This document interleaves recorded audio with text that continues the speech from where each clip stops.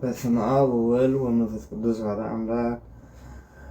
በክርስቶስ ክርስቲያን በወልድ ውሉዳን በህቡበት መንፈስ ቅዱስ መንፈሳውያን ተሳሚኹም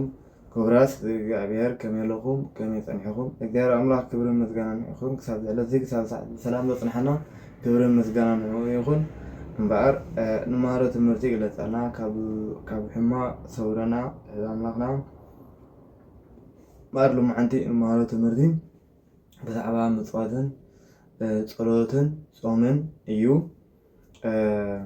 እምበኣር ምዕራፍ ወንጌል ማቴዎስ ምዕራፍ 6 ዝብል ቃል እግዚአብሔር አምላክ ከነንብብ አምላክ ፈቃዱ ይኹን። ካብቲ ንመሃሮ ትምህርቲ እግዚአብሔር አምላክ ኣብዚሑ ክምህረና ክገልፀልና ቅዱስ ፈቃዱ ይኹን። በሰብ ምእንቲ ክትረኣዩ ኢልኩም እብለናሎ ምዕራፍ 6 ወንጌል ማቴዎስ ምዕራፍ 6 ምጽዋትን ጸሎትን ጾምን ብለናል። ቤተክርስቲያንና መጽሐፍ ቅዱስን እምነትናን ዝምህረና ክንጾም ከለና እንካ ስርዓት ዝሓለወ ክኸውን ከም ዘለዎ እዩ። እቲ ስርዓት ዝሓለወ ግን ካብቲ እምነትና ከግልለና ዘይኮነ እምነትና ንክትሕዘና እዩ። ምክንያቱ ብዙሓት ንእምነትና ዝፃረሩ ኮይኖም ግና ከመይ ኢልና ክንፀውም ከም ዝግባእና ብከምዚ ብሰንኪ ኣፃውማና ከምዚ ስለ ዝገበርና ካብ እምነትና ክንውገዝ ወይ ከዓ ካብ እምነትናኻ ቁኑዕ ከም ዘይኮነ ዘመልክቱ እዩ ማለት እዩ። መጀመርያ ክንፈልጦ ዘለና ጸሎትን ጾምን እዚ ካብ እምነትና ኣብ እምነትና ምስ ኮና ንጥቀመሎም ንኣሰሩ ተኸቲልና ንኸዶ ሂሮት እዩ መንገዲ እዩ እምበኣር ኣብቲ መንገዲ እንተደኣ ቁሩብ ዘይተግቢርና እምነትና ብምሉኡ ክሒድና ወይ ከዓ ካብ እምነትና ወፅና ማለት ኣይኮነን። ክንፈልጥ ኣለና ፅቡቅ ዋሓቂ ኣይተግበርናን ብፅቡቅ ነቲ ኣፃውማና ከዓ ብትክክል ኣይገበርናዮን ኣይፈለጥናን ሞ ክበርሃልናን ክመሃርን ኣለና እዩ እምበር ካብ እምነት ክንወፅእ ኣለና። መብዛሕትኦም እቶም ንእምነትና ዝፃረሩ እሞ መናፍቃን ንክርስቶስ ኣምላኽናን መድሓኒናን ኢየሱስ ክርስቶስ ኣንፃሩ ዝኾኑ እንታይ ስለ ዝኾኑ እዮም ንሶም ከምኡ ዝኾኑ ክብሪ ነብሶም ስለ ዝፈትዉ ነብሶም ስለ ዘፍቅሩ ወዲ ሰብ ከዓ ሰብ መሲሉ ናብዚ ምድሪ እዚ መፀ ብለና። ናብዚ ምድሪ እዚ ምስ መፀ እዚ ዓይነት ንመሃሮ ዘለና ትምህርቲ ብሰብ እውን እኳ ኣመዛዚኑ ክፈልጥ ይኽእል እዩ። ልቦና ናይ ሰብ እውን ኣለዎ ማለት እዩ። ካብ እንትኾን ግን ክንመሃሮ ዘለና ብኸመይ ማለት እዩ እቲ ዝጠርዕዎ መፅሓፍ ቅዱስ ስለ ዝኾነ ማለት እዩ። ወዲ ሰብ ኣብዚ ምድሪ መፀ ከመይ ኢሉ መፀ ኸ ከመይ ኢሉ ዶ መፀ? ወዲ ሰብ ጎይታናን ኣምላኽናን መድሓኒትና ኢየሱስ ክርስቶስ ስጋና ለቢሱ ካብ ቅድስቲ ወላዲት ኣምላኽ ክውለድ ኢሉ ከሎ ዝመፀ ድዩ ኮይኑ መፀ ክበሃል ኣይኮነን። ጎይታናን ኣምላኽናን መድሓኒትና ኢየሱስ ክርስቶስ ክመፅእ ከሎ ቅድሚ ምምፅኡ ቅድሚ ካብ ቅድስቲ ድንግል ማርያም ውላዱ ገና እቲ ዓለም ከይፈጠረ ከሎ እንከላይ እኳ ኩሉ እዚ ንሕና ተፈጢርናዮ ዘለና ኩሉ ነገር ኣብ ሓሳብ ልቡ ከም ዝነበረን ንኣዳም እውን ካብ ጓልጓልካ ተወሊደ ቀድሕነከ በለ ከም ዝበሎ ቅድሚ ነቢያት እዩ። ሕጂ ቅድሚ ነቢያት ከይተረፈ እግዚኣብሔር ኣምላኽ ነቦና ኣዳም ከምኡ ኢልዎ ነበረ። ቃሉ ከይሕበረ ከዓ ብነቢያት ኩሉ ግዜ ነቲ ኣብ ልዕሊ ምድሪ ነቢሱ ዝነበረ ሰይጣን ዲያብሎስ ንሰባት እንዳበረዘ ኣብ ኣምልኾ ጣዖት እንዳወሰደ ስለ ዘጥፍእ ነበረ። እግዚአብሔር ኣምላኽ ከዓኒ ብነቢያት ገይሩ ንህዝቡ ይሕሉን ይምህርን ነበረ። ንዓለም ብምልእታ ከዓ ተስፋ መድሃኒ ከም ዘለዎም ንክብርህ ኩሉ ግዜ ብነቢያት ይገልፅ ነይሩ ማለት እዩ። እምበኣር እቲ መገላለፂ እቶም ናይዚ ምድሪ እዚ ንጎይታና መሲሎም ብኣይ ስመይ ተመሲሎም ክመፅእኩም እዮም ዝበሎም ኣብ ጎይታናን ኣምላኽናን መድሓኒትና ኢየሱስ ክርስቶስ እዞም ሰባት እዚኣቶም ድኾነ ይኹን ትርኢት ወይ ድኾነ ይኹን ትንቢት ወይ ድኾነ ይኹን ራእይ ዝበሃል ቅድሚ ምውላዶም ክመፁ ምዃኖም ክውለዱ ከለዉ ዝኾነ ይኹን ኣይተገልፀን። ብነብሶም የማቑ ከለዉ ሓዲሮም ንሕና ነገስታት ንሕና ነቢያት ኢና ንሕና መምህራን ኢና إحنا قدساننا إحنا على أملاك نفلتنا تبغرنا إذا زغنعي إذا يقنعن ندابلو دمرو مالتي إذا خمس الله فريد إذا أملاك قدسان نبيات قدسات دحر قويتانا أملانا أمدانا تكسس قدسات كله دخلوا كخي ترفه دايو جنا تمرت من ذولته قدسان مالتي أما أنا ديم كلوت مثل تأمراتني قلت كله دخلوت مثل تأمراتني قلت واو زغل عزة مسحبه قلق خوني زغل عزة مسحبه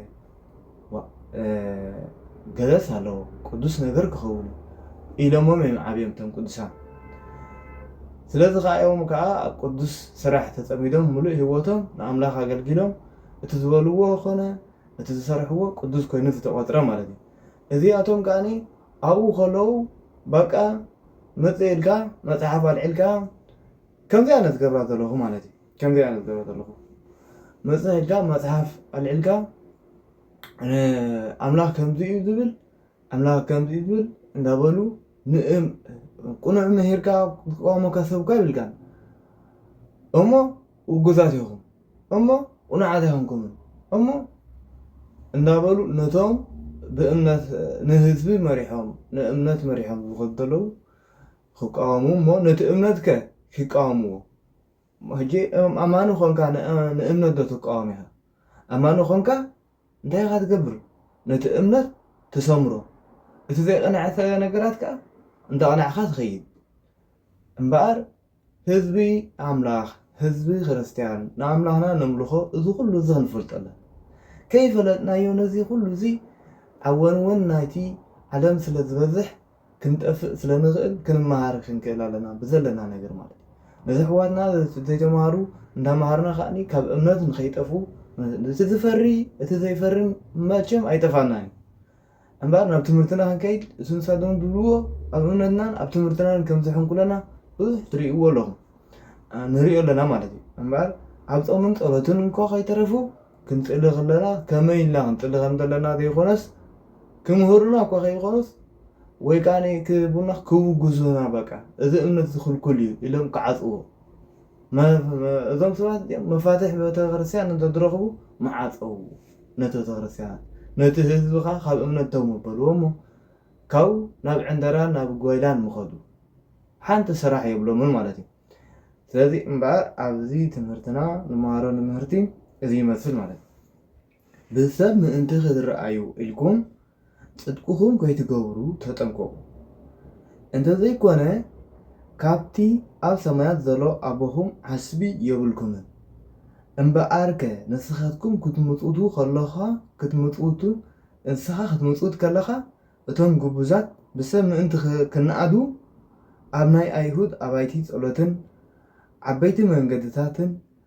كم تقبلوه أب قدميخا ملخت أي تنفع عصبهم كم تتقبلوا بحقي بلكم عليهم نسخا قنا مطواتك بحقوق من انتي كخون كتمطوت كلها يمانيتي إخا تقبرو تقاميتخا أي تفلطو اتو بسور زرئي أبوخا دما بقلتي كفديك أيو اتوم قبزات بسم انتي خرأيو أب ناي أيهود أبايتي صلوت أب قرانا منقدن دو إلهم كتسليو يفوتو إيوم أمو كتسليو خلقا كم عاتم أيتخونو عشبهم كم تتقبلوا بحكي بلكم علىه نسخاقنا كتسليو خلقا نبيتك أتو معاتقها عتيخا نبتي بسور زلو أبوها تسلي اتو بسور زرئي أبوها دما بقلتي فديك أيو أهزاب بمبزح زربهم زسمعو إيزو مسلو أما كتسليو خلقهم كم عاتم كنتو زروا أي تبزحو أمبارك أبوهم كي لمنكمو زدليكم يفلت إيومو أي تمثلوهم نسخاتكم سي كمزي إلكم دقا سأليو أب سمايات اتنبر أبونا سمكاي يقدس منقستخا تمسا فقدكا خمتي أب سماي خمو دما أم مدريوخم ناي على تنجرانا لوم يهابنا نحنا نتبدلنا كم تحدقنا لهم نحنا نتبدلنا كم تحدقنا لهم بدلنا حدقنا كم كفاء نحنا نبر نفتنا عيتتونا كماي منقستن حيلين كبرن زلالنا تكايو آمين نسب بدلهم انت حدكم لهم نأخذكم دما سماوي أبوكم كحد قلكم إيو نسب بدلهم انت زي حدكم لهم قنا نأخذكم دما أبوهم أي كحد قالكم وتهم قبضات أموتي مخانهم بسبب من تخرأيو قوتهم يتأمروا يوم مو كتصموا خلقهم كم عتهم الموات أي تخونوا عسبهم كم تتقبلوا بحكي قبلكم عليهم نصحتكم قنا كتصموا خلقها كتصموا كلها كم تصموا كان نتي بسور زلا أبوها دا أمبر نسبة منتي خترئي كي ترئي تسخا قبا قد كون تحسن إذا بحبوا ذرئي أبوها ما بقلسي فديكا إيو أبلنا له مالك أمبار قدوس قال እግዚአብሔር አምላክና ዝኸበረን ዝተመስገነን ይኹን ማለት እዩ እቲ ዝመረና ቃል አምላክ ኩሉ ግዜ እንታይ እዩ ንዓና ዝሐይሽ ንህይወትና ዝጠቅም ንዓና ጥራይ ዘይኮነ ዝመፁ ወለዶታትና እውን እኳ ፅቡቅ ዝህብ ትምህርቲታት ኢና ንመሃር ማለት እዩ እዚ ኣጣውማ ከዓኒ ከመይ መሰል ሰብ ክፀውም ኢልና መብዛሕትአና ሕጂ أو خلنا قصنا صنو وبينا نتقوم كم زلنا خا نسبات نقرأ إلا ذوقا بديتاتنا كوا مهرس أمره عديتاتنا سلذلون فولد أوين أتى تخرسان كذا نسمع خلا بزي لبن بزي فلوت قلم مكايت أجوانا عديتاتنا أو بوساتنا مالت إذا عبيت أبواتنا بمجزأتي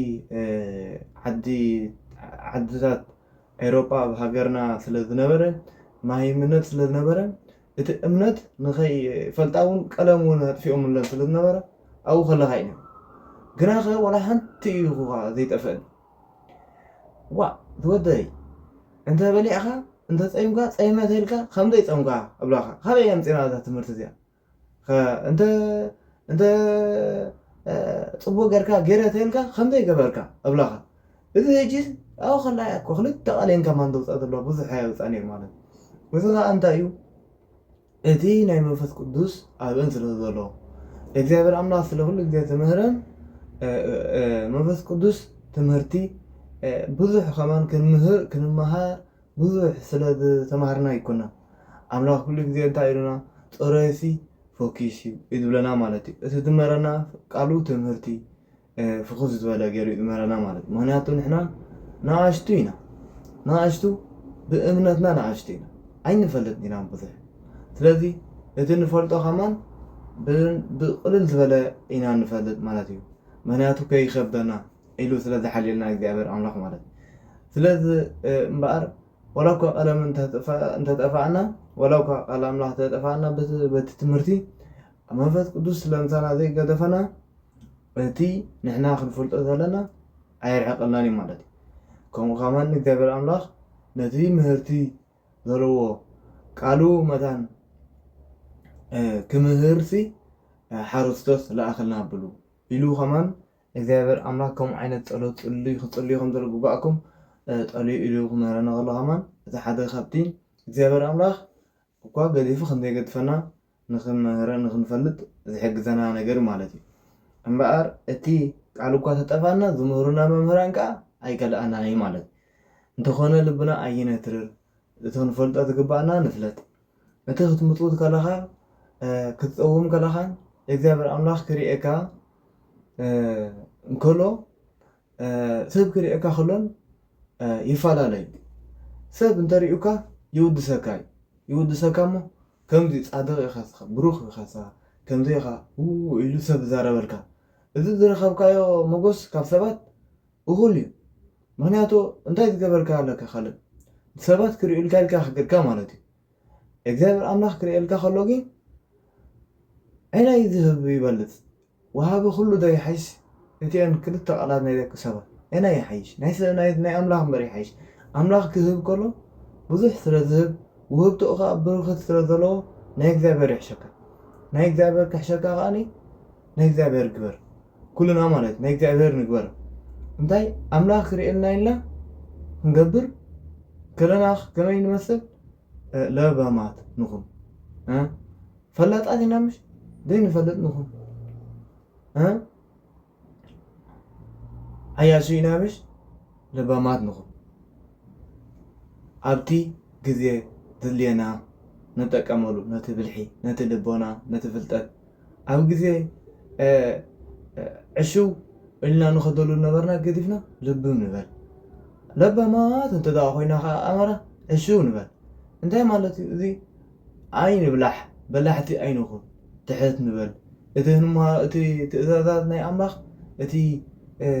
እቲ ናይ ኣምላኽና ቃል ክንእዘዝ ክንብል ኩሉ መስዋዕቲ ክንከፍል ብዘለና ዓቕሚ ንግበር እኳ ንሰባት ኣብ ግዜ ስራሕ ንሰርሓሉ ግዜ ከማን ብዙሕ ኢና ንእዘዝ ዘይደለናዮ ዘይምቻና ነገራት ኢና ንገብር ምእንቲ ኣብዚ ምድሪ ክንነብር ማለት እዩ ስጋና መታን ተቐሊብና ዘኺምና ሰሪሕና እንጀራና መታን ረኺብና ክንኣቱ ናይ እግዚኣብሔር ኣምላኽ ሓስቢ ግዳ ክንደይ ይበዝሕ መንግስቲ ሰማይ ናይ ዘለኣለም ሂወት ከውርሰና እኳ እዩ ተዳልዩ ዘሎ ናይ ዘለኣለም ሂወት ክወርስ ዝደልሲ መን እዩ ዘይደልያ ነዚኣ ደልየት እዚኣ ናይ ዘለኣለም ሂወት እኳ ከይሞትካ ኩሉ ግዜ ምንባር ማለት እዩ እዚ እዩ ከዓ ኣምላኽ እቲ ውህብተናቱ ኣብዚ ምድሪ እውን እኳ ከዓ ብዙሕ ሃብቲ ኣለዎ እዚ ኩሉ ኣብዚ ምድሪ ዘሎ ሃብቲ ብጨካናት ዋላ ተተታሕዘ ናይ እግዚኣብሔር ኣምላኽ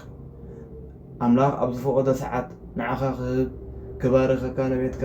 ሰላም ክህብ ዝኽእል ኣምላኽ እዩ ስለዚ ሰባት ክገብሩሎ ክሪኡልካ ዝገበርካዮ ኣይዓብሰልካ ኣምላኽ ክሪኡልካ ዝገበርካዮ ይዓብስ ገጽካ ተሓፀብ ይበሃል ገጽካ ተሕፅብ ኣቢልካ ብዛዕባ ጾም ብዛዕባ ቃል ኣምላኽ ትመሃር ከለኻ ኣብ ግዜ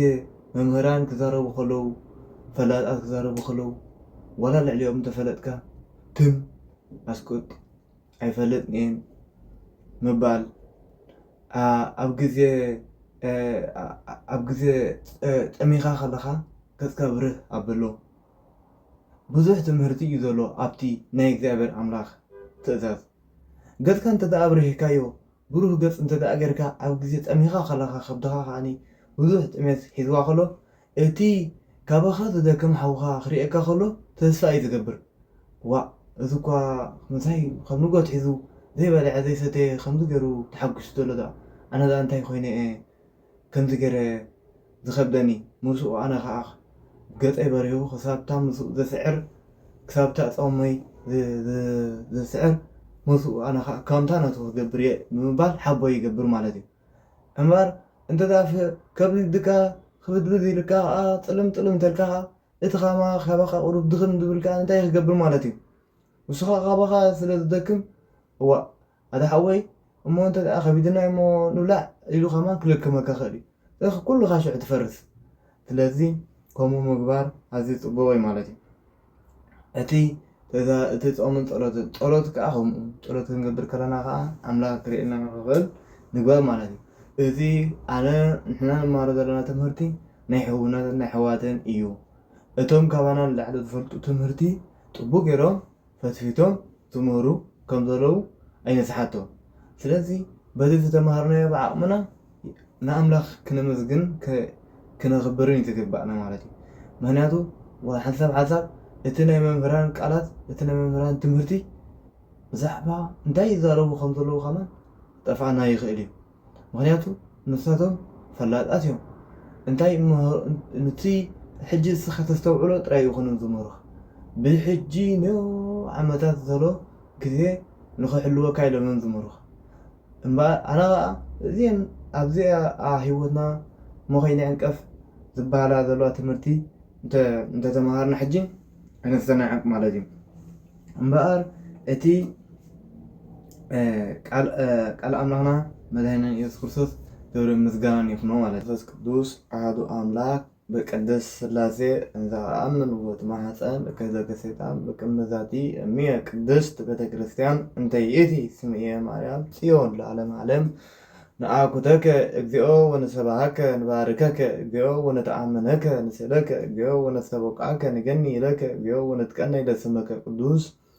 ንሰግድ ለከ ኦ ዘለከ ይሰግድ ኩሉ ብርክ ወለከ ይትቀነይ ኩሉ ልሳን አንተ ውእቱ አምላከ አማልክ ወእግዚአ ጋእዝ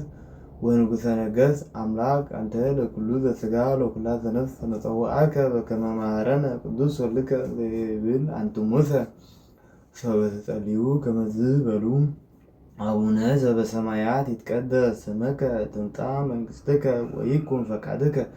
በከመ በሰማይ ከማሁ በምድር ሲሳየነ ዘለለዕለተነ ሀበነ ዮም ህድግ ለነ አበሳይነ ወጌጋየነ ከመ ንሕነኒ ንህድግ ለዘአበሰለነ ኢታብአነ እግዚኦ ውስተ መስሑት አላ አድኅነነ ወባልሐነ እምኩሉ እኩይ እስመ ዚአከ ይእቲ መንግሥት ኃይል ወስብሐት ለዓለመ ዓለም። በሰላም ቅዱስ ገብርኤል መልአክ እግዝእትነ ማርያም ሰላም ለኪ ድንግል በህሊናኪ ወድንግል በሥጋኪ እመ እግዚአብሔር ጸባኦት ሰላም ለኪ ቡሩክት አንቲ እመ አንስት ወቡሩክ ፍሬ ከርሥኪ ተፈሥሒ ፍስሕት ኦ ማርያም ልዕልተ ጸጋ እግዚአብሔር ምስለኪ ሰአሊ ወጸልዪ ለነ ምሕረተ ኀበ ፍቁር ወልድኪ ኢየሱስ ክርስቶስ ከመ ይስረይ ለነ ኃጣውኢነ ተማፀነ ብኪን። ብዛዕባ ጾም ዝቐረበ ሕቶ ወንጌል ማቴዎስ ምዕራፍ 9:14 ሽዑ ደቂ መዛሙርቲ ዮሃንስ መጺኦም ዮሃንስ መጥመቅ ንሕና ፈሪሳውያን ብዙሕ ንፀውም ደቂ መዛሙርቲ ኸ ስለምንታይ እዮም ዘይፀሙ በልዎ። ኢየሱስ ከዓ ከምዚ በሎም መርዓዊ ምስኣቶም ከሎ ዶ ኣዕሩኽ መርዓዊ ክሓዝኑ ይኽእሉ እዮም። ግናኸ መርዓዊ ካብኣቶም ዝውሰተላ መዓልቲ ክትመጽእ እያ፣ ሽዑኡ ከዓ ክፀሙ እዮም። ሓድሽ ቁራፅ ዓለባ ኣብ በላይ ክዳን ዘልግብ ሓደ እኳ የልዎን፣ ምክንያቱ ነቲ ጥዑይ ይልክሞ፣ እቲ መቕዳዱ ከዓ ዝገደደ ይኸውን። ንሓድሽ ወይኒ ኣብ ዝኣረገ ኣሕርብቲ ኣያዕርቕዎን እዮም፣ ምክንያቱ እቲ ኣሕርብቲ ይቕደድ፣ እቲ ወይኒ እውን ይፈስስ፣ እቲ ኣሕርብቲ ከዓ ይበላሾ። ንሓድሽ ወይኒ ከዓ ሓደስቲ ኣሕርብቲ ያዕርቕዎ፣ ክልቲኦም ድማ ይሕለዉ። እምበር ኣብዚ ዝመሃሮ ትምህርቲ ደቂ መዛሙርቲ ዮሃንስ መጥመቅ ንጎይታናን ኣምላኽና መድሓኒትና ኢየሱስ ክርስቶስ ዝመስከረ ደኣ እምበር ከይመስከረ ኣነ ከዓ ከምኡ ኢሉ ኣይተበለ። እንታይ ስራሕ ናይ እግሩ እኳ ክፈትሕ ኣይበቅዕን እየ ብምባል እቲ ኣነ ዘጥምቐኩም ዘለኹ ብማይ የጥምቐኩም ኣለኹ፣ እሱ ግን ብመንፈስ ቅዱስን ከጥምቐኩም እዩ ዝበለ ማለት እዩ። ደቂ መዛሙርቲ ዮሃንስ ነይሮሞ፣ እሳቶም ከዓ ንጎይታና ዮሃንስ መፅኦም ሓተትዎ ንምንታይ ደቂ መዛሙርቲ ካ ዘይፀሙ ኢሉ። ሕጂ እቲ ጎይታናን ኣምላኽናን መድሓኒትና እቲ ትምህርቲ ጎይታናን ኣምላኽናን መድሓኒትና ኢየሱስ ክርስቶስ ዝበሎም ኣብ በዓል 50 ዝኸውን ትምህርትታት እዩ። እዚ ከዓ እንታይ ዝብል ዘሎ እቲ ነቲ መርዓዊ ምስኦም ከሎስ ከመይ ገሮም ምፀሙ ልክዕ እዩ። መርዓዊ መሳኻ ከሎ ሓጎስካ ስለ ዝኾነ እቲ መርዓዊ ንዕኡ ከይተሕዘን ክትብል ኣይትጠመን ኢኻ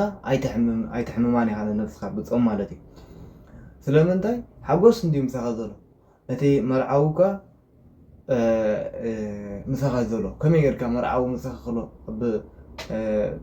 ክትፀውም ይከኣለካ ማለት እዩ። ስለዚ ፀወም ከዓኒ እቲ ካብ መርዓዊ ካብኣቶም ዝውሰድ ዘላ መዓልቲ ክትመፅእ እያ፣ ሽዑ ግን ክፀሙ እዮም ብለና። እዚ ከዓኒ ትርጉም እዩ፣ ምሳሌ ኣለዎ። እሱ ከዓኒ ናይ ጎይታናን ኣምላኽናን መድሓኒትና ኢየሱስ ክርስቶስ ምሳሌ እዩ። መርዓዊ ጎይታናን ኣምላኽናን መድሓኒትና ኢየሱስ ክርስቶስ እዩ። እሱ ጎይታናን ኣምላኽናን መድሓኒትና ኢየሱስ ክርስቶስ ኩሉ ግዜ ብትሕትንውን ዓለም ዝዓረኽ ዝበሃል ጎይታናን ኣምላኽናን መድሓኒትና ኢየሱስ ክርስቶስ ነፍሰይ ኣነ እየ ብምባል እኳ ኣይመሃረን። እንታይ ዳ መርዓዊ በለ። መርዓዊ መን እዩ ተበልካ ከዓኒ ኩሉ ግዜ ጥበብ ናይ መን እያ? ጥበብ ናይ መን እያ? ናይ እግዚኣብሔር እያ። ቀዳማይ ጥበብ መን ኢልዎ? እግዚአብሔር ኣምላኽ ኣብቲ ጥበበኛ ሰሎሞን ቀዳማይ ጥበብ እንታይ እዩ? ፍርሃት እግዚአብሔር እዩ ብለና እምበር እቲ ምስ ፈለጥካዮ እግዚአብሔር ኣምላኽ እንታይ ክትገብር ክትፈርህ ፍርሃት እግዚአብሔር ክሕዘካ ስለምንታይ ንኣምላኽ ቃል ብቃል ምስኡ ክትዘራረብ ድፍረት እኳ እዩ። ከምዚ ኢልካ ቃል ብቃል ንስኻ ዲኻ መርዓዊ ወይለ እንዳበልካ ክትዘራረብ ፅቡቅ ድዩ? ኣይኮነን። ከምኡ ከዓ ኣይበሃልን ስለዚ እግዚኣብሔር ኣምላኽ እቲ እግዚኣብሔር ኣምላኽ ምዃኑ እሞ ትሕትናኻ ክምህረና ከም ዝኽእል ክንፈልጥ ክንመሃር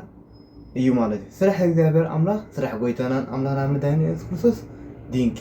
እዩ ማለት እዩ ድንቂ እዩ ትምህርቱ ድንቂ እዩ ካብቲ ድንቂ ትምህርቱ ኣብ ግዜ ሄር መምህር ኢሉ መንእሰይ ኣብ ዝሓተሉ ግዜ ሄር ይብሎ ዘሎ ሄር ከዓ ሕያዋይ ማለት እዩ ሄር መምህር ልክዕ ጎይታናን ኣምላኽና መድሃኒትና ኢየሱስ ክርስቶስ ሄር እዩ ሕያዋይ መምህር ሕያዋይ ጓሳ ነባጊዑ ከዓ ኣዝዩ ዝሓልየለን ኣባጊዕ እተን ምእመናን እቶም መናፍቃን ኣብዚ ግዜ እዚ ዘላጉፅለን ዘለው ዘይኮነ እተን ብግቡእ ዝሕለዋ ዘለዋ ኣባጊዕ ብቅዱሳን ኣቦታትና ጳጳሳትናን ካህናትናን ማለት እዩ ልክዕ ጎይታናን ኣምላኽና መድሃኒትና ኢየሱስ ክርስቶስ ሄር ሕያዋይ ቅዱስ ኣምላኽ እዩ እንታይ ዳ እዩ ዝመለሰ ኣብቲ ሰዓት እቲ መንእሰይ ሄር መምህር ብሂወት ንክነብርሲ እንታይ እግበር በሎ እንታይ እያ ማለት እዚኣ ሄር ኢሉ ዝሓተቶ ኣብ ደቂ ሰባት ሓዲሩ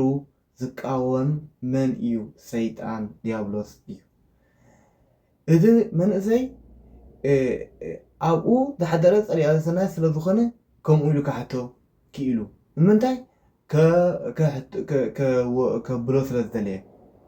ከውድቆ ስለ ዝደለየ ካብቲ ናይ መንገዲ ፅድቂ እቲ ደኣ ትዕቤት እንድዩ መሊእዎ ኣምላኽ ዘይኮነ እቲ ደኣ ኢሎም እዮም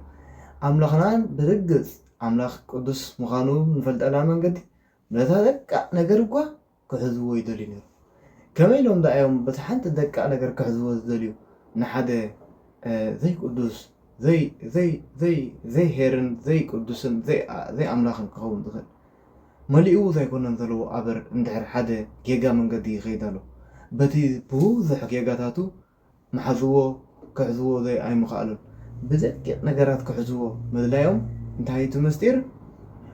እቲ ነሳቶም ዝብልዎ ኣብ ልዕሊኡ ሓሶት ምዃኑን እቲ ኣምላኽና መድሃኒትና ኢየሱስ ክርስቶስ ካ ኣምላኽና መድሃኒትና ኢየሱስ ክርስቶስ ምዃኑን ዝምስክር ሓደ ነገር እዩ ማለት እዩ ሄር ክበሃል ከሎ ጎይታናን ኣምላኽና መድሃኒትና ኢየሱስ ክርስቶስ እንታይ ኢሉ መሊሱሉ ንምንታይ ሄር እትብለኒ ብጀካ ሓደ ኣምላኽ ሄር ከምዘየለዎ ዶ ኣይትፈልጥን ኢኻ ኢልዎ ማለት እዩ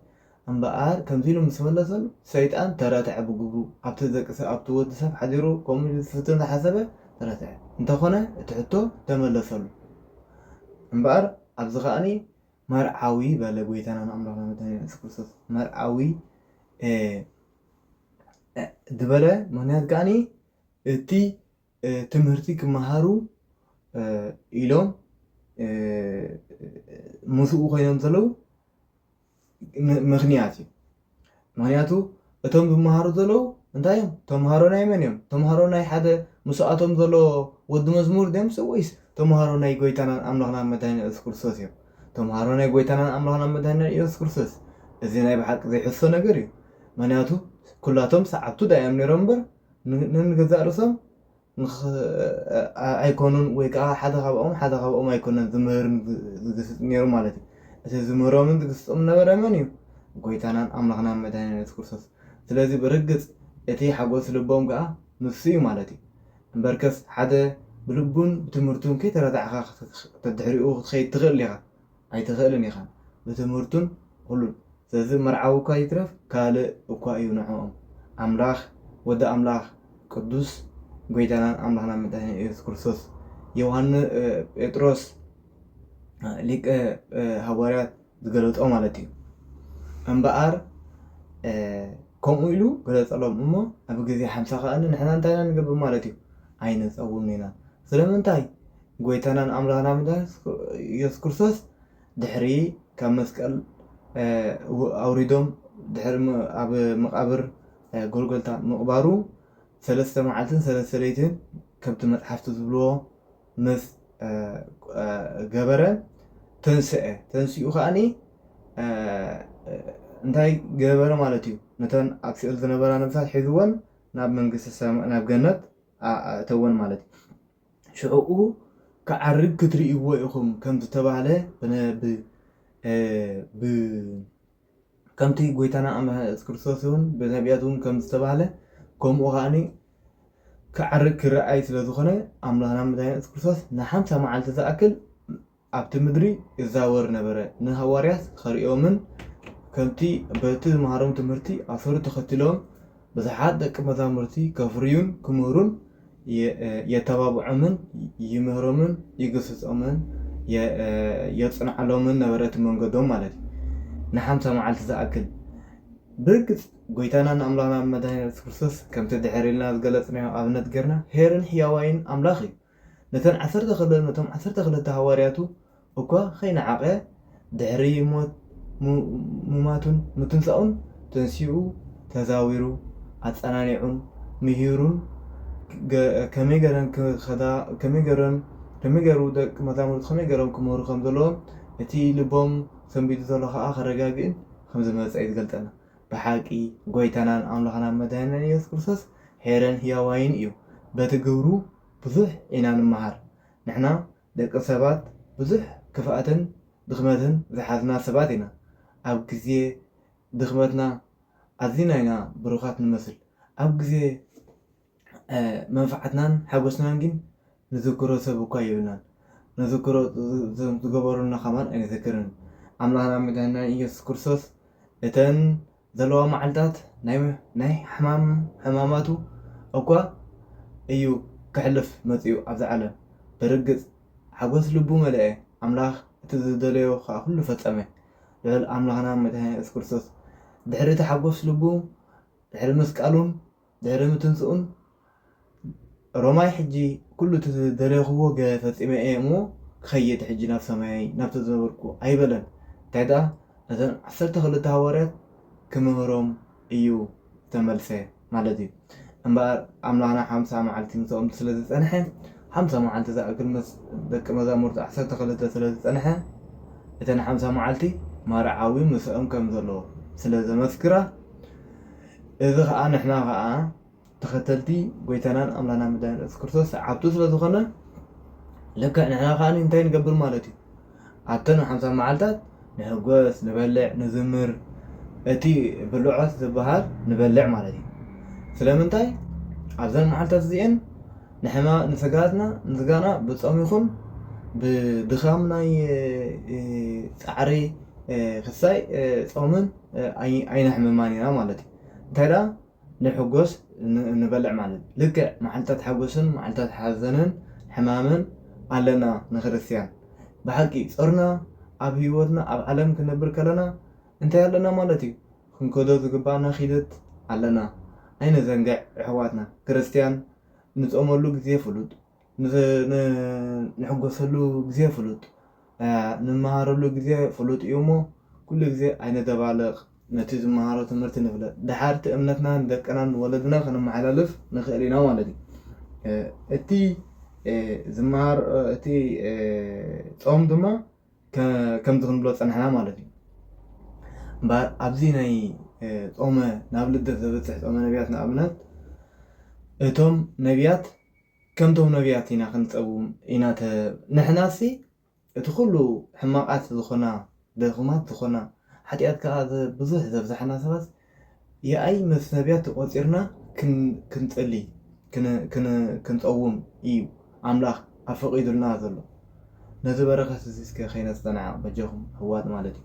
ምክንያቱ እዚኦም ነቢያት እኳ ይፅልዩልና እኳ እዮም ስለቲ በቲ መንገዶም ስለ ንፀውም ዘለና እኳ ናብ እግዚኣብሔር ኣምላኽ ስለ ዝፈልጥዎ ንኣምላኽ ስለ ፅቡቅ ገይሮም ዝፈልጥዎ ይልምሉና እኳ እዮም ይወሓሱና እኳ እዮም ኣምላኽ መሓሮም ሰላምካ ሃቦም ፀሎቶም ስማዕ መለሎም ስማዕ ይቕረ በለሎም እናበሉ ይልምሉና እምበኣር ንሕናሲ ኩሉ ግብርና ትኹን ነዚ ኩሉ እቲ ፀጋዚ ኣይንበቅዕን ኢና ማለት እዩ እምበኣር ናብ ልደትን ፆመ ልደትን ብሰላም ከብፅሕና ንምሕፃን ብሓቂ ኣምላኽና እውን ብስራትን መዝሙርን ኣለዎ ኩሉ ግዜ ኣብ መዝሙር ዳዊት እኳ ከይተረፈ እግዚኣብሔር ኣምላኽ እንታይ ኢሉ ብኣፍ ህፃናትን ቆልዑትን ምስጋና ኣዳለውኻ ዝብል እኳ ብቆልዑን ብህፃናትን እኳ ከይተረፈ እግዚኣብሔር ኣምላኽ ክምስገን ፍቓዱ እዩ ማለት እዩ እምበኣር ንሕና ከዓኒ ኣብ ግዜ ጸሎትን ክንፅልዮ ዝግባአና መዝሙር ዳዊት ኣለና፣ ውዳሴ ማርያም፣ ጸሎት ዘዘውትር እዚ ዓይነት ጸሎታት ኣብ ትርፊ ግዜና ኣብቲ ዘለና ግዜ ክነተግብር ይግባአናይ ማለት እዩ።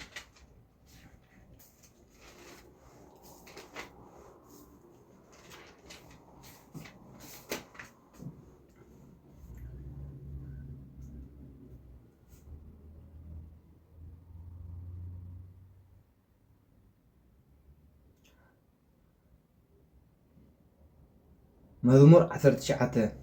ኣብ መዝሙር ገጽካ 18 ሰማያት ግብሪ ኣምላኽ የዘንቱ ጠፈር ከዓ ግብሪ ኣእዳው ይነግር። መዓልቲ ነታ ትመጽእ መዓልቲ ተዘንትወላ፣ ለይቲ ድማ ነታ ትመጽእ ለይቲ ትነግራ። ቃላት ወይ ዘረባ የብሎምን፣ ድምፆም እውን ኣይስማዕን እዩ። ድምፆም ናብ ኩሎም ምድሪ፣ ቃላቶም ድማ ክሳብ ኩሉ ዓለም በጽሐ። እግዚኣብሔር ኣብ ሰማይ ንፀሓይ ድኳን ተኸለላ፣ ንሳ ከዓ ከም ሕጉስ መርዓዊ ከምቲ ንምቕድዳም ዝህንጠየ ጎያይ ንግሆ ትበርቕ። ንሳ ብሓደ ወገን ብሓደ ወሰን ሰማይ ትበርቕ፣ ብሓደ ወሰን ሰማይ ትዓርብ። ካብ ረስና ከዓ ዝኽወል የልዎን። ሕጊ እግዚኣብሔር ፍጹም እዩ፣ ሓድሽ ህይወት ይህብ። ትእዛዝ እግዚአብሔር እሙን እዩ፣ ንገርህታት ጥበብ ይህቦም። ሕጊ እግዚአብሔር ቅኑዕ እዩ፣ ነቶም ዝእዘዝዎ የሐጉሶም። ትእዛዝ እግዚአብሔር ንጹህ እዩ፣ ንኣእምሮ ምስትውዓል ይህብ። ንእግዚአብሔር ምፍራሕ ጽቡቕ እዩ፣ ንዘለኣለም ይነብር። ፍርድታት እግዚአብሔር ሓቂ እዩ፣ ኩሉ ግዜ ቅኑዕ እዩ። ካብ ወርቂ ዕረ ካብ ኣዝዩ ዝጸረየ ወርቂ እኳ ዝሕረእ እዩ።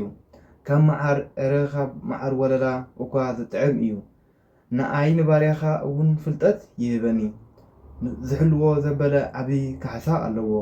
ንጌጋታቱ ዝፈልጥ ሰብ የልዎን። ኦ ጎይታይ ካብቲ ተሰዊሩኒ ዘሎ ጉድለት ኣንጻሃኒ። ንዓይኒ ባርያኻ ብትዕቢት ሓጢኣት ከይገብር ሓልወኒ። ኣብ ልዕለይ ከይስልጥን እውን ዕገቶ። ሽዑኡ ሙሉእ ክኸውን ዓብይ ሓጢኣት እውን ኣይክገብርን እየ። ኦ እግዚኣብሔር ጸግዐይን መድሓኒየይን፣ ዘረባይን ሓሳበይን ኣብ ቅድሜኻ ቅቡል ይኹን እምበር ብሓቂ እግዚኣብሔር ኣምላኽናን መዝሙሩን ዝተባረኸን ዝተቐደሰን ይኹን። ወደ ሃይማኖት ነአምን በአሐዱ አምላክ እግዚአብሔር አብ አሐዜ ኩሉ ገባሬ ሰማያት ወምድር ዘያስተርኢ ወዘኢያስተርኢ ወነአምን በአሐዱ እግዚእ ኢየሱስ ክርስቶስ ወልደ አብ ዋህድ ዘሉ ምስሌሁ እምቅድመ ይትፈጠር ዓለም ብርሃን ዘእምብርሃን አምላክ ዘእምአምላክ ዘበአማን ዘተወልደ ወአኮ ዘተገብረ ዘእሩይ ምስለ አብ በመለኮቱ ዘበቱ ኩሉ ኮነ ወዘእምበሌሁሰ አልቦ ዘኮነ ወእምንትኒ ዘበሰማይኒ ዘበምድርኒ ዘበእንቲአነ ለሰብ ወበእንቴ መድኃኒትነ ወረደ በሰማያት ሰብአ ሰገእ መንፈስ ቅዱስ ኮነ ብእሴው ተሰቅለ በመዓለ ጲላጦስ ጴጥራዊ ሓመ ወሞተ ወተቀብረ ወተንሥአ እሙታን አመሳለ ስለት በከመ ጽሑፍ ቅዱሳት መጽሐፍ አርገ በስብሐት ውስተ ሰማያት ወነበረ በየማነ አቡሁ ዳግመ ይመጽእ ስብሐት ይኰነን ሕያዋነ ወሙታነ ወአልቦ ማህልቅ ለመንግሥቱ ወነአምን በመንፈስ ቅዱስ እግዚእማሕያዊት ዘሰረጸ እምአብ ንዝግለቶ ወንሰብሖ ምስለ አብ ወወልድ ዘነበበ ነቢያት ወነአምን በአሐቲ ቅድስት ቤተክርስቲያን እንተ ለዓለ ኩሉ ጉባኤተ ሐዋርያት ወነአምን በአሐቲ ጥምቀት ለስርየተ ኃጢአት ወነሴፍ ወትንሣኤ እሙታን ወሕይወተ ዘይመጽእ ለዓለመ ዓለም። ብሕይወቱ ምእንቲ ክነብር ነቲ ሓደ ወዱ ናብ ዓለም ብምልኣኹ ገለጸልና። ፍቕሪ ማለት ከዓ ከምዚ እዩ። ኣምላኽ ባዕሉ ስለ ዘፍቅረና ሓጢአትና ከርሕቕ ኢሉ ንወዱ ስለ ዝተደልና እዩ እምበር ንሕና ስለ ዘፍቅርናዮ ኣይኮነን። ኣቶም ኣሕዋተይ ኣምላኽ ከምዚ ገይሩ ካብ ኣፍቀረና ንሕና እውን ንሓድሕድና ክንፋቐር ይግባአና እዩ። ንኣምላኽ ዝረኣዮ ሓደ እኳ የልቦን። ንሓድሕድና እንተተፈቐርና ኣምላኽ ኣባና ይነብር፣ ፍቅሩ እውን ኣባና ትፍጸም። ካብ መንፈሱ ስለ ዝሃበና ንሕና ኣብኡ ንሱ እውን ኣባና ከም ዝነብር ንፈልጥ ኢና። ኣቦ ንወዱ መድሓን ዓለም ክኸውን ከም ዝለኣኾ ረኣና፣ ንምስክር እውን ኣለና። ኢየሱስ ወዲ ኣምላኽ ምዃኑ ዘእመን ኣምላኽ ኣብኡ ይነብር፣ ንሱ እውን ኣብ ኣምላኽ ይነብር። ንሕና እውን ነታ ኣምላኽ ኣባና ዘላቶ ፍቕሪ ፈሊጥናያን ኣሚንናያን ኣሎና። ኣምላኽ ፍቕሪ እዩ። እቲ ኣብ ኣምላኽ ዝነብር ከዓ ኣብ ኣምላኽ ይነብር፣ እቲ ኣብ ፍቕሪ ዝነብር ከዓ ኣብ ኣምላኽ ይነብር፣ ኣምላኽ እውን ኣብኡ ይነብር። بمعالتي فردي تبعت مأنتي كهلونا اتا فقري أبانا ملأت رخبت مهنياتو أبدا علم زياء كمتي يسوس زنوبرو إنا ننبر ذلنا اتا فزمتي فقري نفرهات أو زياء تدربيا دا أمبر أبدا فقرز فرهات يلبون فرهات مس مقطعتي تتحذت سلذخنت كأ اتي زفره بفقري فطوم أيكونا أملاخ قدم سلذا فكرنا نحنا ون نفكر إنا نتي زرعنايو حو نتي زرعيو حو زي فكروس نتي زي رأيو أملاخ كفكرو أيكالون إيو أمو نحو الناس على أوس نأملاخ أفكر إيه ذبل انتلو نسو حساوي إيو اتي خابو تتقبلنايو تأزاز اتي نأملاخ زفكرو نحو دما يفكرو ذبل إيو أمبار عزين نحن حدنا بفقر كم يقرنا نفقر كم دلنا فقر خا أنتي مغانا إنا نفلت سبو قرنا نردان أملاخ يحجزنا مالتي كلنا مهنياتو قدلنياتاتنا قدلنياتاتنا تدينو خون كل جزء كنحكم كنفوس كندحن متان تمرتي أي متمهرنا انتي دا دخماتن كل جزء قدلت سلذلنا عقد مجزيا بير أملاخ كنعره كنفوس كابتي قالوا غا كنمهار كنقرمن إنا المثل كل جزء نفلت لنا كلنا ولا حدا بزي حدا ترف جيجا تات زملاء الناس لذوقنا كنمهار أملاخ قدوس فؤادي وخم مالتي أمبار فقري أب أملاخ فقري سي ولنا له عظيم إذا كله ذي فقرات تيد لنا ذلو بس حابة مفكار أتي نحنا نحتاج لنا بمبار كمتم نهودنا ذفو مسحتين كم ما يكون كنا ما عرفت كم نخيرون أنا حق ذنا وجه نعاد عندنا مفكر إيو تقدمي بلنا له خلي خاني فقر خمي مثلا باريات كم دلوان حكينا فقر خمي نفلت أفقر سي فرهات يلوني زبلنا ذلو ما هذلنا مرتي أفقري فرهات بحقي فري نقصايس لتتحذ مس فرهات موش مس مقطعتي تتحذ سلازلوا فري كل كذا ملأت زلوا أيقونن فقر ملو فقر انت ذا اللي كهينو ذا فري بالكان مالك أمبار فقري ملو فقري على لان نخلونا خا نفلت عبد متاي كل كذا انت قبر لنا مالتي فري دلو انت دا خوينو قدلت دلو سلازخونه كما يقرنا تقدلنا خنملئ ناتي فقر خاني بزي فرحات كخون يخلنا مجم أملاخ نحوها ناتي أبكميخا دلو نار أخاني حوها زي فكركا نوتهم أب سمايا دلو ملائختي أب سمايا دلو أملاخ يفكر يختبر أي كعلى كانيو كم يقدر كأي أخت فكرهم أما رجعوا دو ملائختي دو دنجل مريم دو ويقدس إجابر أملاخ كتبل تداهمك أملاخ يكون كلهم وتهم قدسان بهرنا أملاخ كويدلو أتقدس نجار كويم تحجوسن بر بقول الحماء نجار أي حجوسن بخفوق نجار أي باها يبلومني أم بقار كمتي صلوت كل جزء مسجد جابر أملاخ تتصلق الله أقوى لبها دخانة يخون كساي كي بلو دخانة يخون حرار راخ زي بلو بنص هنا أقوى تقرب ذلك أنا جابر أملاخ إذا خون أنت ذا أخوينها تحت أمريكا نتحت أمريكا يكون بملء تعيق نصه دلوا مبار بلب خان بحكم إخانا بجابر أملاخ تقرب إذا خا أمنت دلوون كان عنا دلوون نجاري مقنعته أنت ذا بزحدون قلنا تحسوا خونك بتحدون خا أنا أملاخ يفكريه تقول تخونك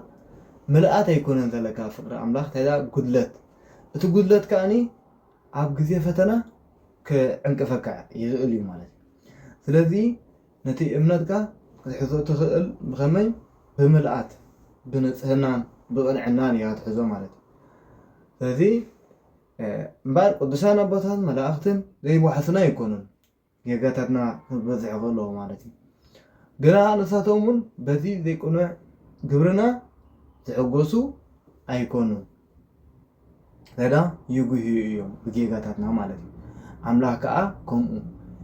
እቲ ንእግዚኣብሔር ኣምላኽ ዘፍቅሮሲ ከመይ እዩ ማለት እዩ ኣብ ግዜ ሓዘን እግዚኣብሔር ኣምላኽ ምስኡ ይሓዝን ኣብ ግዜ ሓጎስ እግዚኣብሔር ኣምላኽ ከዓ ይሕጎስ ስለምንታይ ሓጎስ እግዚኣብሔር ኣምላኽ ሓጎሱ ሓዘን እግዚኣብሔር ኣምላኽ ሓዘኑ ኮታ ኩሉ ናይ እግዚኣብሔር ነገር ዘፍቅር ማለት እዩ እምበር እግዚኣብሔር ኣምላኽ ዘፍቅሮ እንታይ እዩ ንሓውኻ ምፍቃር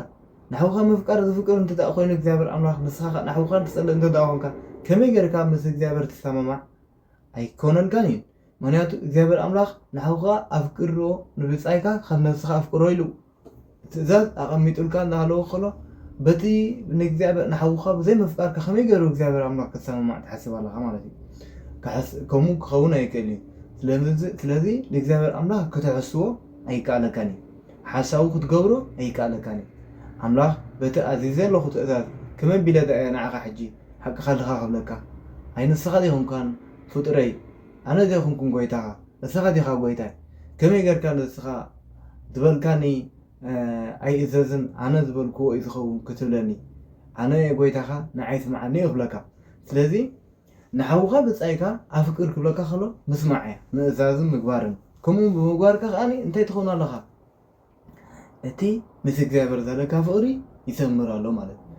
ፍቕሪ ወይ ጽድቂ ብጽድቂ ቅድስና ብቅድስና ብቅዱሳት ይወዳደር እዩ እቶም ቅዱሳን ገለ ቅዱሳት ኮይኖም ዝሰርሕሎ ገለኻ ኩሉ ግዜ ናይ እግዚኣብሔር ነገር እንታይ ኣለዎ ደረጃ ብደረጃ ኣለዎ ኩሉ ከዓኒ በብናቱ ፀጋ ኣለዎ ሕዚ ዝከነብሎ ኣምላኽ ብዙሕ ፀጋታቱን ዘይውዳእ ፀጋታቱን እንተዘይኸውን ካብ መፍጠር ዓለማት ሒዙ ክሳብ ሕጅን ክንደይ ሰባት ተፈጢርና ኣለና ንኩልና ዝኸውን ፀጋ እኳ እዩ እግዚኣብሔር ኣምላኽ ዘለዎ እምበር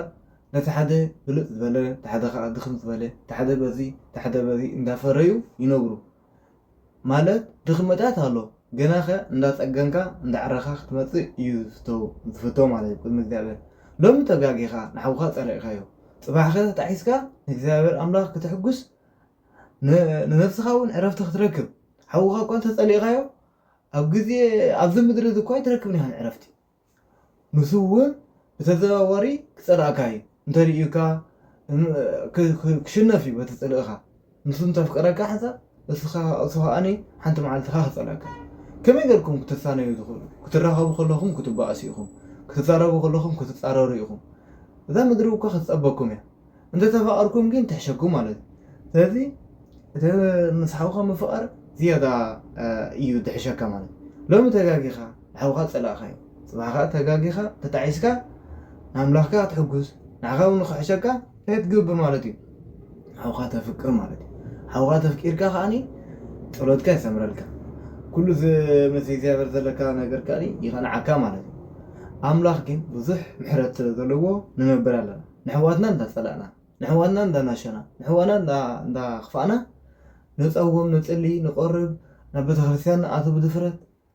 እዋ ኣምላኽ ሰባት ዘምውሒዶሞ ንዓና ምስ ኩሉ ሓጢኣትና ዝእትወናን ዝፀልናን ዘሎ ኣብ ቤተክርስትያን ኣይኮነን ኣብ ልዕልና ዘለዎ ፍቅሪ ብዙሕ እዩ ብዙሕ ምሕረት ስለ ዘለዎ እዩ እምበር ሰባት ኣብዚ ዓለም ብዙሓት እዮም ዘለዉ ንኣምላኽ ዝደልይዎ ግና ከዓኒ ዕንቅፋት ናይ ሰይጣን ዝበዝሖም እሞ ኣብ ሂወቶም ኣብ ማሕበራዊ ሂወቶም ኣብ ዝተፈላለዩ ነገራት ንኣምላኽ ክረኽብዎ ዘይከኣሉ ብዙሓት እዮም ብምንታይ ምክንያት ብናይ ፀላእ ሰናያት ዕንቅፋት ንሕና ከዓኒ ወሸሎ ተረኺብና ነቲ ትእዛዛት ነናይዓቕ ማለት እዩ ኣምላኽ ኣይውሕዶን እዩ ኣገልገልቱ ብዙሓት እዮም ንኩሎም ዓለም በቲ ዘለዉ ብሰሜን ዘለዉ ምዕራብ ዘለዉ እኳ እንተኾነ እንታይ ክገብሮም ይኽእል እዩ ከኣለይ ኩሉ ስለ ዝኾነ ገባሬ ኩሉ ስለ ዝኾነ ልቦም ተመሊሶም ናብ ኣምላኽ ክምለሱን ነቲ ቤተክርስትያን ከዓ ብዝበለፀ መንገዲ ከገልግሉን ክእዘዙን ክርከቡ ይኽእሉ እዮም እዞም ሕጂ ንፅየፎም ዘለና ትእዛዝ ኣምላኽ ዘይኽብሩ ብፍፁም ናይ ኣምላኽ ዘይገብሩ ማለት እዩ እምበኣር ንሕና ከዓ ዝፈሊጥና أتتوهيبنا ذلو تأقان أملاخ محرتون أثوعلنا قال أملاخ نحلو تأذى أملاخ نخبر مالتي أب جزيان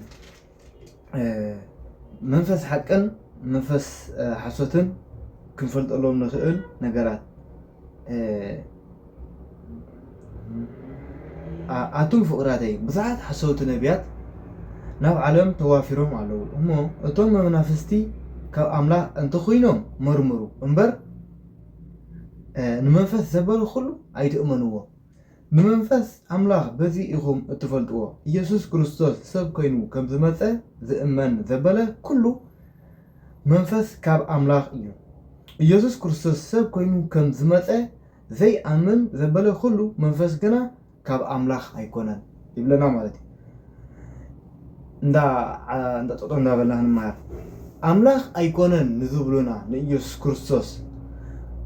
ብሕቡ ይኹን ብግሉፅ ምክንያቱ ብሕቡ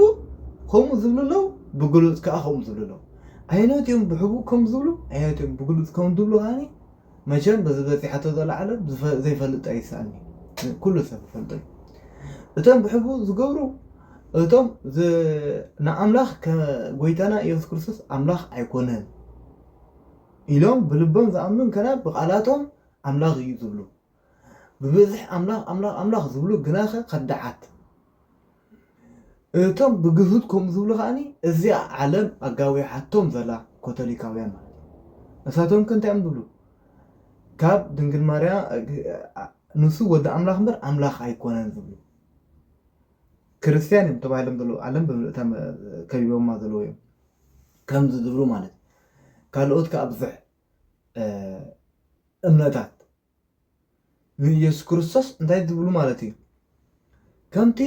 ዮሃንስ ጴጥሮስ ዝበሎ ኣይንጋገ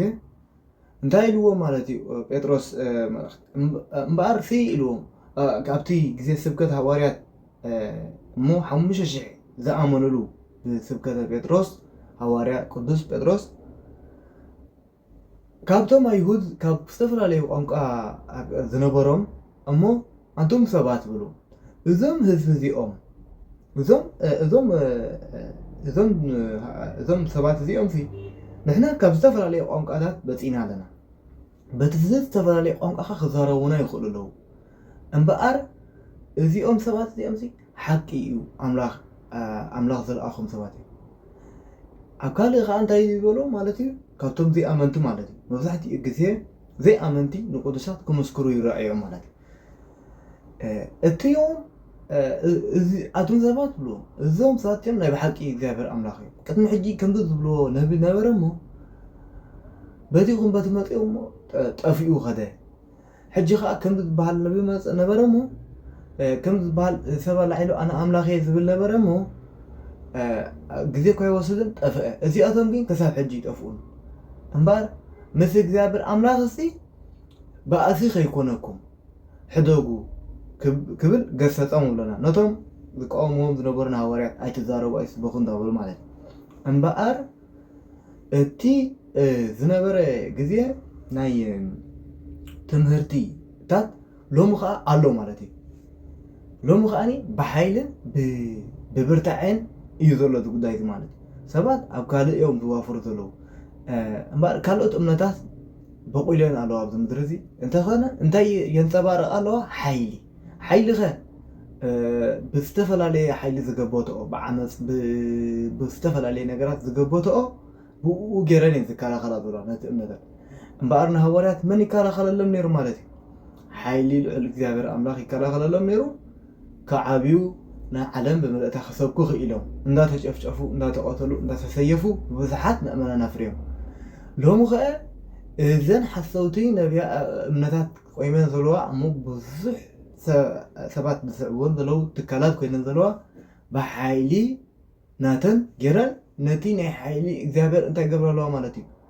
ነቲ ክእመን ዘለዎ ኣይኮነን ኢለን ካልእ ይእመን ኣለዋ ማለት እዩ ብምንታይ ዝቃወሞ ዘለዋ ብሓይሊ ገንዘብ ብሓይሊ ዝተፈላለዩ ነገራት ገይረን ይቃወሙ ኣለዋ ማለት እዩ ክርስቲያን ኦርቶዶክስ ኣምላኽ ስለ ዘፅንዓ ግን ክሳብ ሕጂ እንታይ ኮይና ኣላ ፀኒዓ ቆይማ ትነብር ኣላ እምበር ትኩሉ ዕላምአን ንክርስቲያን ኦርቶዶክስ ከጥፋዕ ካልእ ከዓ ኣሎ ካልእ ዝኾነ ይኹን እምነት እንተ ደኣ ተንሲኡ ከዓኒ ንዕኡ ዝቃወሙ ከዓ እሳተን እየ ዝቃወምኦ ስለምንታይ እየ ዝቃወምኦ ንዕኡ ነቲ ዝተንስአ እሱ ከዓ ንዓኣተን ከየናእስሞ መብዛሕትኡ ኣትኩረን ስራሕ ግን ኣብ ልዕሊ ኦርቶዶክስ ቤተክርስትያን ከጥፍኣን ከነኣእሳን ዝረኣያ ብዙሕ ግዜ ማለት እዩ እምበኣር እቲ ሓሶትን ሓቅን ከዓኒ ብከምዚ እዩ ዝፍለጥ ዝብለና ዘሎ ከዓ ንፍለጦ ፅቡቅ ጌርና ማለት እዩ ናይ ኣምላኽ ኣይኮነን ጎይታና ኣምላኽና መድሓኒና ኢየሱስ ክርስቶስ ኣምላኽ ኣይኮነን ዝብሉ እቲኦም ከዓኒ ኣምላኽ እዩ ዝብሉ ብርግፅ ኣምላኽ ምስኦም እዩ ዘሎ እሞ ሓቀኛ መንፈስ እዩ ብለና ኣሎ እቶም ኣምላኽ ኣይኮነን ዝብሉ ከዓኒ ሓቀኛ መንፈስ ኣይኮነን እምበኣር ብክልተ ነገር ኢና ንፈልጦ ሎሚ ብሕቡእ ከምኡ ዝብሉ ኣለዉ ብግሁድ ከዓ ከምኡ ዝብሉ ኣለዉ ማለት እዩ እቶም ብግሁድ ከምኡ ዝብሉ ሓይሊ ናቶም ስለ ነፀብራቕ ናቶም ስለ ዝፈልጡን እዮም ከምኡ ዝብሉ እቶም ብግቡእ ከምኡ ዘይብሉ ዘለዉ ኸ ንሳቶም ከዓኒ ድሒሮም ዝሰስኡ ቦታ ዝሰኣኑ እሞ ይገርም እዩ ናይ ደቂ ሰባት ባዕልና ነምፅኦ ኣተሓሳስባ ኣብ እምነትና ኣብ ሂወትና ዘምፀና ሽግር ብዙሕ እዩ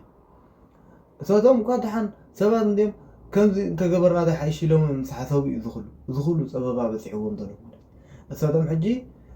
ከም ተገበርና ሓይሽ በሉ እሞ እዚ ኩሉ ሽግር ምስ በፅሐ ተሓቢእካ ምዝራብ ኮይና ሽዑ መሬት ማለት እዩ ስለምንታይ ባዕልኻ ብገዛእ ርእስኻ ሓሲብካ እዚ እዩ እቲ እምነት ኢልካ ክትኸይድ ከለካ ዝመፀካ ሽግር ዓብን ሽግር እዩ ምክንያቱ ኣበይ እሞ ትፈልጦ እቲ ኩሉ መንገድን ሓቅን ረጊፅካ ከመይ ጌርካ ካልእ ከተምፅእ ተምፅኦ ነገር ስለዘይብልካ ብዙሕ ሽግር ከዓ ረኽበካ ማለት እዩ ብዙሕ ፀገም ከምዚ ንሪኦ ዘለና ሕጂ እዞም ብሕቡእ ዝዛረቡ መብዛሕትኦም ብዙሕ ዘኻም ፃዕረን እዩ ዝረኽቦም ዘሎ እቶም ብግሁድ ዝዛረቡ ከዓ ንሳቶም ከዓ ዓዶምን መሬቶምን ሓንሳብ ብምቅጥቃጥ ምድሪ ሓንሳብ ኩናት ሓንሳብ ብዙሕ ሕኮት ከዓ ይረኽቦም ንሪኦም ኣለና ማለት እዩ እተን ካልኦት እምነታት ማለት ስለዚ እቲ ናይ እግዚኣብሔር ኣምላኽ ትንቢት ክፍፀም ግድን እንድዩ እቲ ክንፈልጥ ዘለና ንሕና እግዚኣብሔር ኣምላኽ ዝፈጠረና ምዃና ክንፈልጥ ከዓ ግድን እንድዩ እዚ ስራሕ እግዚኣብሔር ኣምላኽ እዩ ኣብኡ ንሕና ንብሎ ይብልናን ግን ንፈልጦ ዘለና ንፍለጥ ማለት እዩ ክንመሃር ክንድሕን ኣምላኽ እዩ ኢየሱስ ክርስቶስ ሰብ ኮይኑ ኣምላኽ ከም ዝመፀ ዘይኣምን ዘበለ ኩሉ መንፈስ ግና ካብ ኣምላኽ ኣይኮነን እዚ ከዓ እቲ ከም ዝመፅእ ሰሚዕኩምዎ ዘለኹም ናይ ፀረ ክርስቶስ መንፈስ እዩ ሕጂ እውን ድሮ ኣብ ዓለም ኣሎ ኣቱም ደቀይ ንስኻትኩም ካብ ኣምላኽ ኢኹም ካብቲ ኣብ ዓለም ዘሎ መንፈስ እቲ ኣባኻትኩም ዘሎ መንፈስ ዝዓቢ ስለ ዝኾነ ንስኻትኩም ነቶም ሓሰውቲ ነቢያት ስዒርኩሞም ኢኹም ንሳቶም ካብ ዓለም እዮም ከም መዘራረባ ዓለም ከዓ ይዛረቡ ኣለዉ ዓለም እውን ትስምዖም ኣላ ንሕና ካብ ኣምላኽ ኢና ንኣምላኽ ዝፈልጥ ይሰማምዓና እቲ ካብ ኣምላኽ ዘይኮነ ኣይሰማምዓናን እዩ ንመንፈስ ሓቅን ንመንፈስ ሓሶትን ከዓ በዚ ኢና ንፈልጦ ለና ቃል እግዚኣብሔር ኣምላኽና ዝተበረኸን ዝተቀደሰን ይኹነልና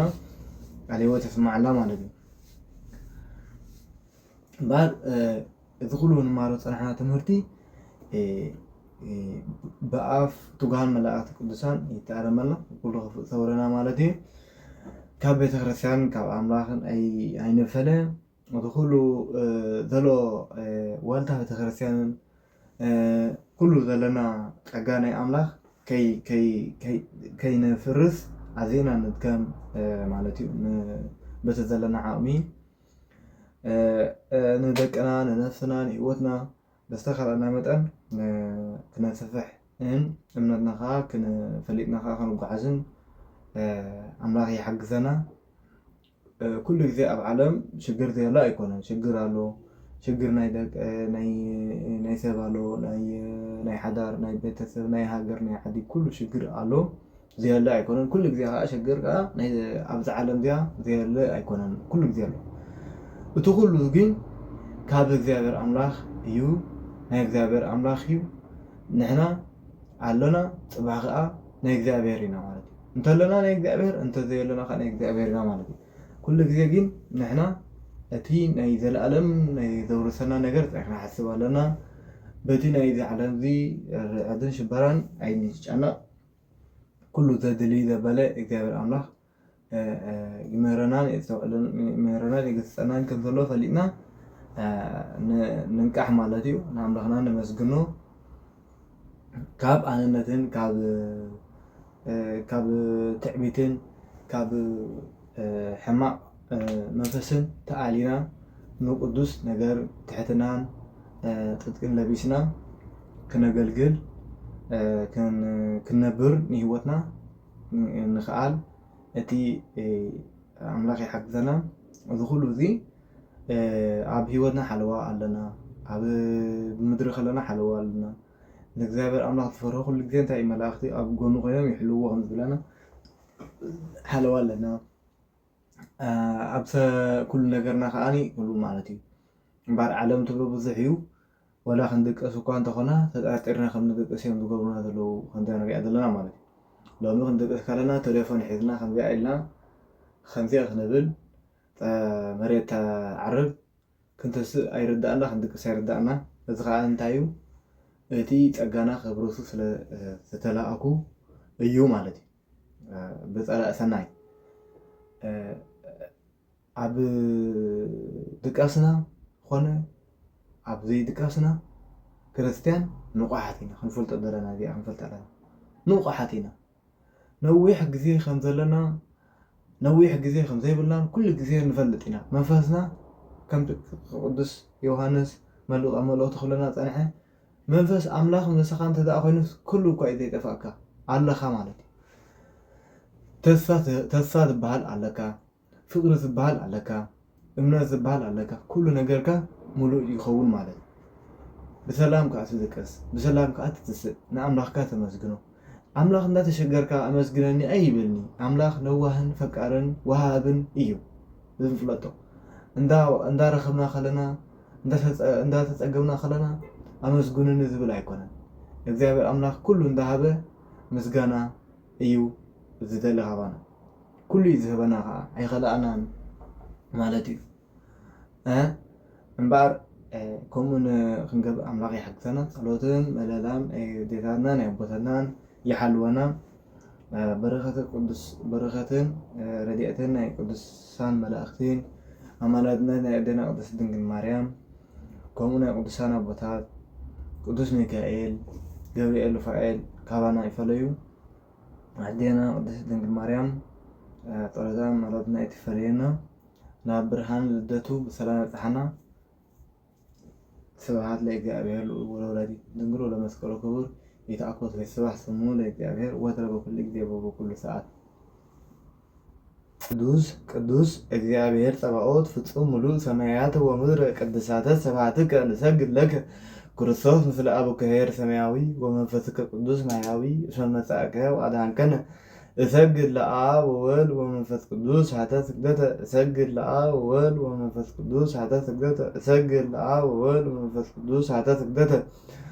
እንዘ አሐዱ ሰለስቱ ዘሰለስቱ አሐዱ ሰለስቱ አካላት ወይተዋሐዱ በመለኮት እሰግድ ለእግዝእትነ ማርያም ድንግል ወላዲተ አምላክ እሰግድ ለመስቀለ እግዝእትነ ኢየሱስ ክርስቶስ ዘተቀደሰ በደሙ ክቡረ መስቀል ኃይልነ መስቀል ጽንዕነ መስቀል ቤዛነ መስቀል መድኃኒተ ነፍስነ አይሁድ ክህዱ ንህነሰ አመነ ወለሰ አመነ በኃይል መስቀል ደህን። ስብሐት ለአብ ስብሐት ለወልድ ስብሐት ለመንፈስ ቅዱስ ስብሐት ለአብ ስብሐት ለወልድ ስብሐት ለመንፈስ ቅዱስ ስብሐት ለአብ ስብሐት ለወልድ ስብሐት ለመንፈስ ቅዱስ ስብሐት ለእግዝእትነ ማርያም ድንግል ወላዲተ አምላክ ስብሐት ለመስቀለ እግዝእትነ ኢየሱስ ክርስቶስ ዘተቀደሰ በደሙ ስብሐት ለመስቀል እግዝእትነ ኢየሱስ ክርስቶስ በምሕረቱ ይዘከረን አመዛግመ ምጽአቱ እያስተባበረን ለሰብሖተ ስሙ ያንቃሃነ በአምልኮቱ ያጽናን። እግዝእትነ ማርያም ወላዲተ አምላክ አርግ ጸሎትነ ወአስተስሪ ኩሎ ኃጢአትነ ቅድመ መንበሩ ለእግዚእነ ነዘብልዓነ ዘንተ ህብስ አስመልአልምሮ ተለዘሰነ ዘንተ ጽባ አስመልአልምሮ ተለዘሰርዓ ለነሲሳነ ወራሰነ አስመልአልምሮ ወለዘተአገሰለነ ኩሎ ኃጢአትነ እስመራለም ምሮት ወለዘ ወሃብነ ሥጋው ቅዱስ ወደሙ ክቡር እስመራለም ምሮት ወለዘ አብጽሐነ ዛተ ሰዓት ናሃብለቶ ስብሐት ወአኮቴት ለእግዚአብሔር ልዑል ወለወላዲቱ ድንግል ወለመስቀሉ ክቡር ይትአኮት ወይስብሐ ስሙ ለእግዚአብሔር አምላክነ ስሙ ለእግዚአብሔር ወትረ በኩሉ ጊዜ ወበኩሉ ሰዓት ወትረ በኩሉ ጊዜ ወበኩሉ ሰዓት ክብሩን ምስጋናን ይኹን ለእግዚአብሔር አምላክና ክሳብ ዝዕለት እዚ ክሳብ ሰዓት እዚ ነዚ ዕለትን ሰዓትን ዘብፅሐና ክብሪ ምስጋና ንዕኡ ይኹን። ንማሃሮ ትምህርቲ ክመሓላለፍ ዝሰማዕናዮ ትምህርቲ ዓንቲ ልቦና ይፅሓፈና፣ ንማር ዓይኒ ልቦና ይግለፀና። ዝሰማዕናዮ ትምህርቲ ኣብ ልቦና ክሰፍር ቅዱስ ፈቃዱ ይኹን። ጾምናን ጸሎትናን መለናን ይቀበለና፣ ኩሉ ሰውረና። ኣብ ብርሃነ ልደቱ በሰላም አብጽሐና። አቡነ ዘበሰማያት ይትቀደስ ስምከ ትምጻእ መንግሥትከ ወይኩን ፈቃድከ በከመ በሰማይ ከማሁ በምድር ሲሳየነ ዘለለ ዕለተነ ሀበነ ዮም ህድግ ለነ አበሳይነ ወጌጋየነ ከመ ንሕነኒ ንህድግ ለዘአበሰለነ ኢታብአነ እግዚኦ ውስተ መስሁብ አላ ደህነነ ወባልሐነ እምኩሉ እኩይ እስመ ዚአከ ኢት መንግሥት ኃይል ስብሐት ለዓለመ ዓለም። በሰላም ቅዱስ ገብርኤል መልአክ እግዝእትነ ማርያም ሰላም ለኪ ድንግል በህሊናኪ ወድንግል በሥጋኪ እመ እግዚአብሔር ጸባኦት ሰላም ለኪ ብሩክት አንቲ እም አንስት ወብሩክ ፍሬ ከርሥኪ ተፈሥሒ ፍስሕት ኦ ማርያም ምልዕተ ጸጋ እግዚአብሔር ምስለኪ ሰአሊ ወጸሊ ለነ ምሕረት ሀበ ፍቁር ወልድኪ ኢየሱስ ክርስቶስ ከመ ይስረይ ለነ ኃጣውኢነ ተማኅፀነ ብኪ ሰላም ለኪ ዘንሰግድ ንብለኪ ማርያም እምነ አስተበቃኪ እማርወናዊ ተማኅፀነ ብኪ እንታናምኪ ወያቄም አብኪ ማህበረነ ዮም ድንግል ባረኪ ጸሎተ እግዝእትነ ማርያም ድንግል ወላዲተ አምላክ ተአቢዮ ነፍሴ ለእግዚአብሔር ወታሴ መንፈሴ በአምላኬ ወመድኃኒየ እስመ ርኤ ሕማማ ለአመቱ ናሁ እምይእዜሰ ያስተበጽኦኒ ኩሉ ትውልድ እስመ ገብረ ኃይለ አብያተ ቅዱስ ስሙ ሳህልነ ትውልደ ትውልድ እለ ይፈርዎ ገብረ ኃይለ ምዝራቱ ወዘርዎም ለእለ ያዕብዩ ልናንቦም ወነስቶም ለኃይላን መናብርቲሆም አብዮም ለትሳን አጽጎም በረከቱ ለረህባን ወፈኖም ምራው ለብርሃን ወተወከፎ ለእስራኤል ቆሌሁ ተዘከረ ሳሎ ዘይቤሎሙ ለአበዊነ ለአብርሃም ወለዘርኡ እስከ ለዓለም። ስብሐት ለአብ ስብሐት ለወልድ ስብሐት ለመንፈስ ቅዱስ ስብሐት ለእግዝእትነ ማርያም ድንግል ወላዲተ አምላክ ስብሐት ለመስቀለ ኢየሱስ ክርስቶስ በስመ አብ ወወልድ ወመንፈስ ቅዱስ ስብሐት አምላክ አሜን።